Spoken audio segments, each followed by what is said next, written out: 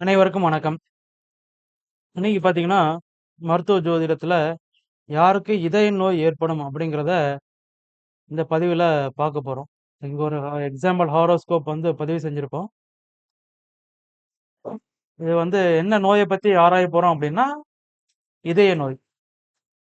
இதய நோய் யாருக்கு எப்போது ஏற்படும் அப்படிங்கிறத பார்க்க போறோம். இப்ப இருக்கிற காலகட்டத்துல நெறைய பேருக்கு இதய நோய் வருது. இருந்தாலும் அதோடைய ஜாதக ரீதியாக அது எப்படி ஏற்படுகிறது அப்படிங்கிற ஒரு உதாரணத்தோட பார்ப்போம். பொதுவா வந்து நோய் அப்படின்னா அது 6ஆம் இடம். அது தீராத நோயா வரணும்னா 8ஆம் இடம் சம்மந்தப்படணும். அப்ப அது வந்து தீராத நோயாக மாறும். இப்ப இந்த 6ஆம் இடம் அப்படிங்கிறது நோயை ஏற்படுத்துமா அப்படின்னா, கண்டிப்பா நோயை ஏற்படுத்தும். இப்ப 6ஆம் இடத்தில் இருந்து ஒரு கிரகம் தசையோ, புத்தியோ நடத்தினால் நோய் ஏற்படும். 6ஆம் இடத்து அதிபதியின் தசையோ, புத்தியோ ஏற்படும்போது நோய் ஏற்படும். அப்படிங்கிறது ஜோதிடத்துல இருக்கக்கூடிய விதி. அந்த நோயின் தாக்கம் எந்த அளவுக்கு இருக்கும் அப்படிங்கிறத அடுத்து அதில் நிக்கக்கூடிய சாராநாதன் வழியாக அது எந்த உறுப்பில் பாதிப்பை ஏற்படுத்தும் அப்படிங்கிறதெல்லாம் நம்ம வந்து சுட்டி காமிக்க முடியும். ஒரு தசைக்கு அடுத்து என்ன தசை வருகிறது அப்படிங்கிறத பொறுத்தும் நம்ம நோய சொல்லலாம். முன்னெச்சரிக்கையா இருந்துக்கிறதுக்கு சொல்ல முடியும். இப்ப இங்க இருக்கிற ஜாதகத்த பார்த்தீங்க அப்படின்னா, இதய நோய் உள்ள ஜாதகர். இந்த நோய் எதனால ஏற்பட்டிருக்கு அப்படின்னா, இப்ப நடக்கிறது ராகு தசை ஜாதகர் நடந்துட்டு இருக்குது. கன்னி லக்னத்துல பொறந்திருக்கிறார். லக்னத்துக்கு 6ஆம் இடத்துல ராகுவும், சந்திரனும் இணைந்து இருக்கிறாங்க. சரிங்களா? ராகு, சந்திரன் இணைந்து 6ஆம் இடத்துல இருக்காங்க. 6ஆம் இடத்துல இருந்து ராகு தசைய நடத்துறதுனால நோய் ஏற்படுது அப்படின்னு நம்ம சொல்ல முடியும். ராகு எந்த நட்சத்திரத்துல இருக்கார் அப்படின்னு பார்த்தீங்கன்னா, பூரட்டாதி 3ஆம் பாதத்துல இருக்கார். குருவின் நட்சத்திரமான பூரட்டாதி நட்சத்திரம் 3ஆம் பாதத்துல ராகு இருக்கிறார். இப்போ பூரட்டாதி நட்சத்திரத்துக்கு அதிபதி யாருன்னா குரு. அப்ப குரு கன்னி ராசியிலேருந்து குருவோட வீடுகள் தனுசு, மீனம் எடுத்துக்கிட்டீங்கன்னா 4வது மற்றும் 7வது ராசியாக வரும். இப்ப 4ஆம் இடம் மற்றும் 7ஆம் இடம் சம்மந்தப்படுது. குரு 3ஆம் இடத்துல இருக்கார். விருச்சிகத்துல இருக்கார். இப்ப 3, 4, 7 இதெல்லாம் வந்து பார்த்தீங்கன்னா சம்மந்தப்படுது. இதய நோய்ன்னு சொல்லிட்டோம். இதய நோய்க்கான காரக பாவகங்கள் அப்படின்னு என்ன பார்த்தாச்சு அப்படின்னா, பாவக ரீதியா 4ஆம் இடம் மற்றும் 5ஆம் இடம் இதய நோயை தரக்கூடிய பாவகங்கள் ஆகும். ராசின்னு எடுத்துக்கிட்டீங்கன்னா, கடக ராசி மற்றும் சிம்ம ராசி இதய நோயை கொடுக்கக்கூடிய ராசிகள் ஆகும். இதே வந்து கிரக ரீதியாக எடுத்துக்கிட்டீங்கன்னா, சந்திரன், சூரியன், சனி இந்த 3 கிரகங்களும் பார்த்தீங்கன்னா, இதய நோயை கொடுக்கக்கூடிய அமைப்புகள் ஆகும். இதுல கூடுதலா குருவுக்கும் பங்களிப்பு வரும். அது இருக்கக்கூடிய அ உறுப்புகளை பொறுத்து. அதாவது இதயத்திலே நெறைய சொல்லுவாங்க. அதோடைய பிளட் போகக்கூடிய அமைப்ப வந்து ரத்தத்த சொல்லக்கூடியது சந்திரன்.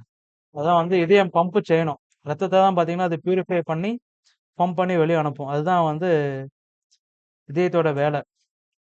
அப்போ சந்திரன், சூரியன், சனி, குரு ஈவன் புதன், கேது கூட சம்மந்தப்படுவாங்க. அதெல்லாம் அதோட கூடிய குழாய்கள், வால்வுகளுக்கு பார்த்தீங்கன்னா, புதன், கேதுலாம் கூட சம்மந்தம் வரும்.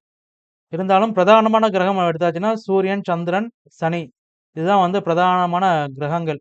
இதய கோளாறுக்கு ஏற்படக்கூடிய கிரகங்களாக சொல்றோம். இப்ப இந்த ஜாதகத்துல பார்த்தீங்க அப்படின்னா, ராகு 6ஆம் இடமான ராகு 6ஆம் இடமான கும்பத்தில் அமர்ந்து தசை நடத்துவதும், ராகு குருவின் நட்சத்திரத்தில் அதாவது 4ஆம் அதிபதியின் நட்சத்திரத்தில் இருந்து தசை நடத்துவதும், 6ஆம் இடம் நோயை ஏற்படுத்தும். 4ஆம் இடம் பார்த்தீங்கன்னா, அ இதயத்தை சொல்லக்கூடிய அமைப்பு. ராகு வந்து எப்பவுமே ராகு, கேது கூட இணைந்த கிரகங்கள் பாதிப்படையும் அப்படிம்பாங்க. இங்க பார்த்தீங்கன்னா, சந்திரன் பாதிப்பு, சனியும் பாதிப்பு. ராகுவோட சேர்ந்த சந்திரன், அதாவது இதயத்துக்கு காரக கிரகமான சந்திரன் பாதிக்கப்படுகிறார்.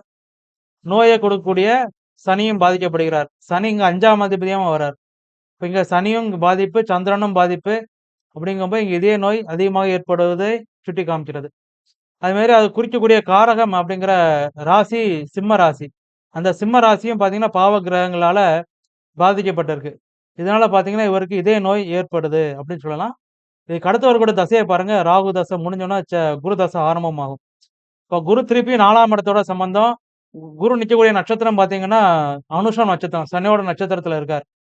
இப்ப அனுஷம் நட்சத்திரம், சனியோட நட்சத்திரம். சனி திருப்பி 5ஆம் இடத்தோட சம்பந்தம்.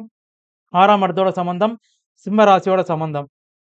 இப்போ இந்த நோய் நீண்ட கால நோயாக இருக்கிறதுக்கு வாய்ப்புகள் இருக்கு. அப்போ இந்த ராகு தசையிலயும் சரி, அடுத்து வரக்கூடிய குரு தசையிலயும் சரி, இவர்களுக்கு பெரிய இதய நோய் ஏற்பட போகிறது அப்படிங்கிறத சுட்டி காமிக்குது. இப்ப இந்த இதுக்கு என்ன செய்யலாம் அப்படின்னு பார்த்தீங்கன்னா, நல்ல மருத்துவர பார்க்க வேண்டியது தான். ஜோசியரால்லாம் ஒண்ணும் பண்ண முடியாது. சரிங்களா? வேணா ஜோசியர்ட்ட போய் காசு குடுத்துட்டு வரலாம். அந்த பரிகாரம் பண்றேன், இந்த பரிகாரம் பண்றேன்னு. அவ்வளோதான். நல்ல மருத்துவர பார்த்து, நல்ல இதய சிகிச்சை வல்லுனர பார்த்து மருத்துவம் எடுத்துக்கொள்வது தான் நல்லது. பொதுவா பார்த்தீங்கன்னா, 11ஆம் இடம் நோயிலிருந்து மீள்வதை சுட்டி காமிக்கும். 4ஆம் இடமும், 11ஆம் இடமும் நோயிலிருந்து மீண்டு வருவதை சுட்டி காமிக்கும். நோய் குணமாகும் அப்படிங்கிறது 11ஆம் இடம் தான் ஸ்ட்ராங்கா சொல்லும். ஆனா, இங்க 11ஆம் இடத்துல எந்த கிரகங்களும் இல்லை. 11ஆம் அதிபதியும் ராகுவோட சேர்ந்து 6ஆம் இடத்துல போய் இருக்கிறதுனால, நோய் வந்து அவ்வளோ சீக்கிரத்துல குணமாகும்னு இந்த ஜாதகத்துக்கு சொல்ல முடியாது. சரிங்களா? அது வந்து கொஞ்சம் நாள்பட்ட நோயாக, குணமாகக்கூடிய அமைப்பில் இல்லாத நோயாக அமைவதற்கு வாய்ப்புகள் அதிகமாக இருக்கு. இத ஜோசியத்துல சொல்ல முடியும்.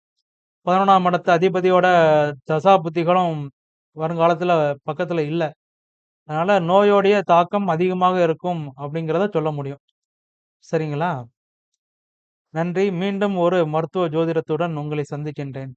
வாழ்க வளமுடன்.